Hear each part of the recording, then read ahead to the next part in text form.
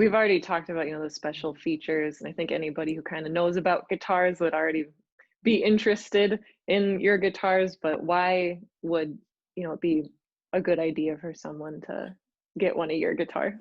Yeah. Well, I think they're great guitars, so everyone should have one. But what I find typically with my clients is that they're coming to me, and this isn't unique to me, but coming to an individual luthier because they can't find what they want off the shelf in their music store. And so I know for my clients, typically there's one or more options that they're having a hard time getting. Mhm. Either the options are just not available, or the options are extremely expensive, having to go through the custom shop at one of these factories. And so the most common things I find people are looking for is tone woods, either a certain wood or a certain combination of woods. And the other one is probably scale length and neck measurements. And so what I get is a lot of people who have been playing guitar for a long time, and they probably have a favorite guitar, which may not be a very expensive guitar, but it's what they're used to. And so the process obviously varies if the person can come in person to my shop. But often I'll be asked to duplicate the neck measurements to closely match what they're currently used to. So if they're used to a certain scale length with a specific nut width or saddle spacing, they will get me to put that on their new guitar. And again, for someone like myself, it's not that big of a deal to vary those options. I don't charge any extra if a customer needs a wider nut or a wider saddle spacing. Because I'm building each guitar individually, I can make those parts individually, and it also means that those options are available across my whole line of guitars. So no matter what size the guitar is, I can work those features in. Whereas, again, with a factory build instrument, you either have just one option or maybe two options on a given model as far as scale length and those sorts of things. So yeah, and then there are some other features, whether it's like a beveled armrest or something like that to make the guitar more comfortable. And then the odd person has very specific ideas maybe about a headstock shape or something like that, and I do have 3 or 4 different headstock shapes that get used on different models. But sometimes they want to swap one and kind of use a different one than what I would traditionally do. And I'm generally open to all those kind of things within reason. I've been approached to do some very weird things, and I typically turn those down because I don't believe they would produce a successful instrument. But yeah, within reason, I'll consider a lot of different options, and inlay is another one. I know I mentioned I don't typically do a lot of inlay, but for a lot of people, it's maybe just getting something special at the 12th fret on the instrument, or maybe the person wants their initials inlaid somewhere on the instrument or something like that, or if there's a specific symbol or something that has significance to them, just actually. That'll be showing up on one of the custom jobs I'm doing for Paramount right now. There's just a little symbol on the headstock of one of the client's guitars there. Again, I'm happy to try and accommodate those things, and just some of the small touches that I can offer that are either hard to get or just not available on a factory built instrument. So if someone is interested in getting a custom guitar for you, what's the best way of starting that process? Yeah, well, it starts with a conversation. And so I'd encourage anyone who's thinking about a custom guitar, has questions, just to get in touch and start that conversation. And you can get in touch with me directly. All my contact info is on my website, houseguitars.com. If you're in the US, you can also talk to Ken at Paramount, and his website is paramountguitars.com. And he can also walk you through the process I'm going to describe. But, typically if someone comes to me, I find there's kind of two different kinds of people. Some people come with a very specific idea of what they want, and so they may already know the woods and the shape and all that sort of thing. Other people just know that they want a custom guitar. And so if they don't have something specific in mind, I usually start with finding out what kind of music does the person play. Are they strictly a strummer and flat picker? Are they playing bluegrass, where they need a very loud instrument? Are they just playing in their living room for themselves and doing fingerstyle stuff, in which case they don't need all that volume and that sort of thing. So once I know kind of what they intend to use the guitar for, that will kind of point to certain guitar shapes probably as being a good option for that style of music. And the other thing is the size of the guitar, the size of the client who's ordering it. I like the height, for example. A person who is shorter is going to have a hard time with a very large guitar. A person who is very tall may find a small guitar uncomfortable to play because it sits too low on their lap. And so there's things like that sometimes people haven't thought through. If you think you want a dreadnought guitar but you already have shoulder problems, then a dreadnought guitar will aggravate your shoulder problems. So there's little things like that I try and walk the client through so they understand kind of the advantages and disadvantages to the options that they might be considering. So once we settle on a shape, then usually the next thing that's decided is the tone woods. And again, if they want a loud guitar that's going to project, maybe something in the rosewood family with a spruce top. If they're more into fingerstyle, I want a warmer sounding guitar, a cedar top instrument, or Engelmann spruce, something like that might be ideal for them. And once you kind of get through that stage, then it's the little details like the scale length, string spacing, string gauge, hardware, and then finally kind of the decorative appointments, the binding, the purfling, the rosette, things that don't actually contribute to the sound, but will still contribute to the look that the client may have in mind. So it can be a fairly involved process. It usually involves a lot of back and forth through emails or phone calls. And if I'm working with a client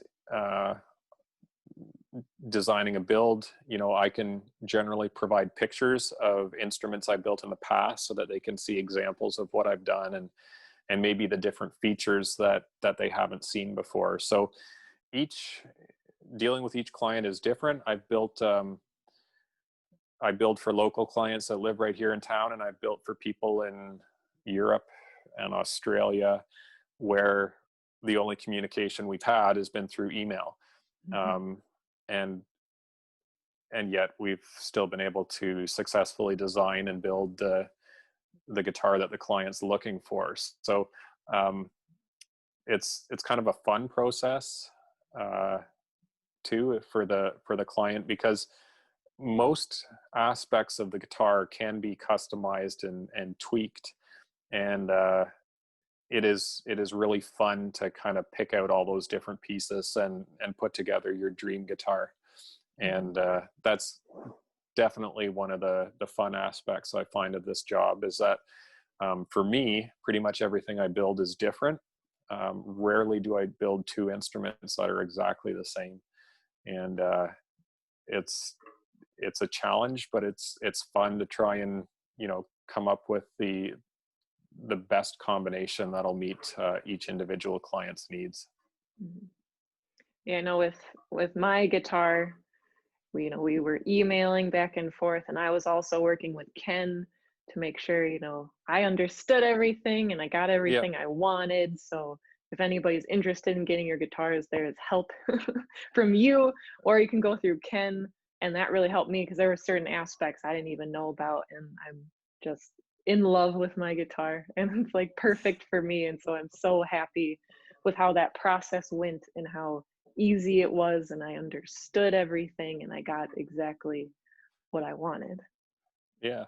No, I always enjoy hearing that from clients. A lot of my clients are nice to post little videos and send me messages after the fact, and even years down the road, hearing that they still have the guitars and love them. And I'm really happy, especially with how your guitar turned out, the fact that you do like it so much. And just give a real plug for your playing and your YouTube channel that you have on the go there, where whether people find it through your website or my site or Paramount's site, it's I'd encourage everyone to check out Liz's videos, because you do have some of the best recorded and produced videos online, I think, of my instruments. So I'm really grateful that there are people like yourself that and Ken's help there that can do a really good job with it. So yeah, certainly encourage everyone to check those videos out.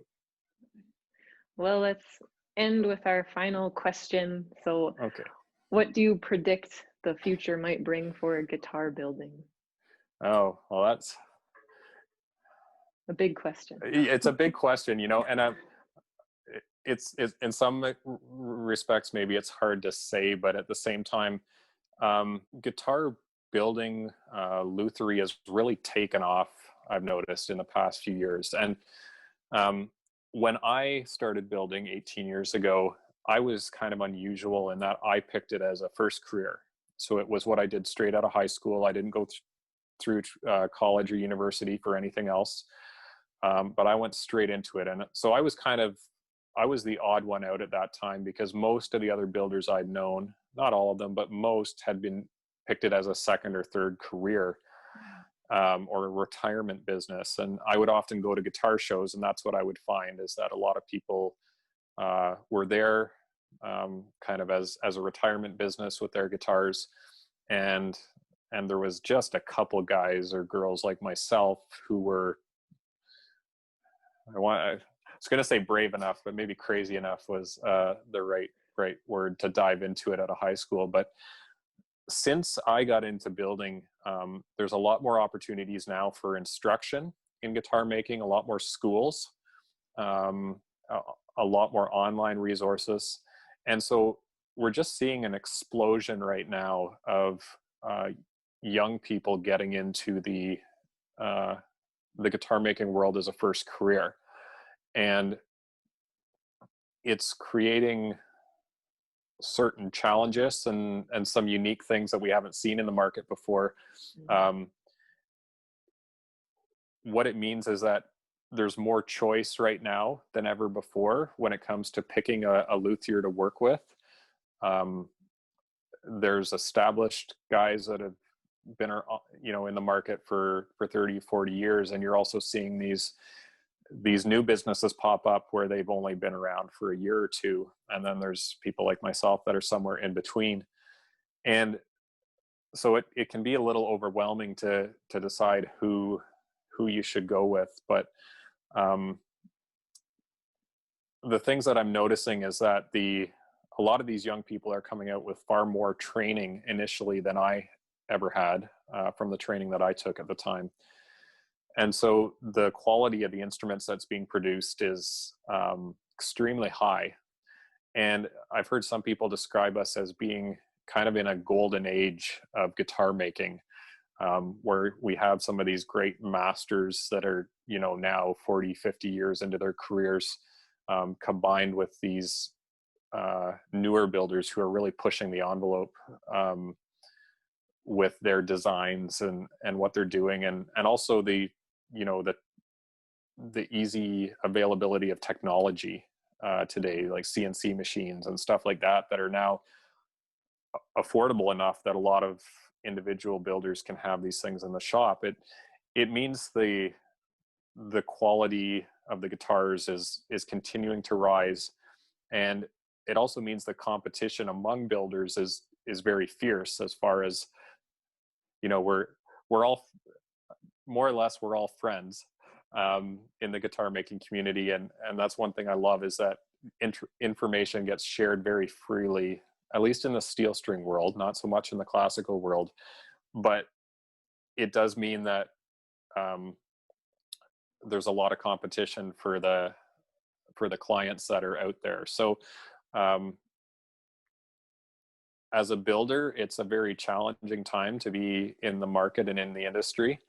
From the client standpoint, though, you've got more to choose from now, and I think that's going to continue, is just more and more options as far as who is available to build and the types of guitars that are being produced, so that you no longer just have to go and get a Martin or get a Taylor. But what a lot of people may not know is that, you know, for the same price as what you'd go spend on a high-end factory guitar, you can probably come to someone like myself and get a guitar that's going to have higher quality materials, better craftsmanship, and a warranty that's equally good in the same price range. So, you know, that's a lot of what I work to do, is just to make people aware that there are people like myself out there offering custom guitars, and just encourage everyone out there, if you haven't considered a custom built instrument, now's a great time to do it. And I look forward, hopefully, to working with some of the folks that are watching this video in the years to come. I will thank you for joining me today and doing this interview. Thank you to anybody who is watching, and if you are interested in learning more about Josh's guitars, you can head to his website, houseguitars.com, or you can go to paramountguitars.com. And if you want to hear my instrument played, you can search Liz DeYoe on YouTube, or you can go to lizdeyoe.com.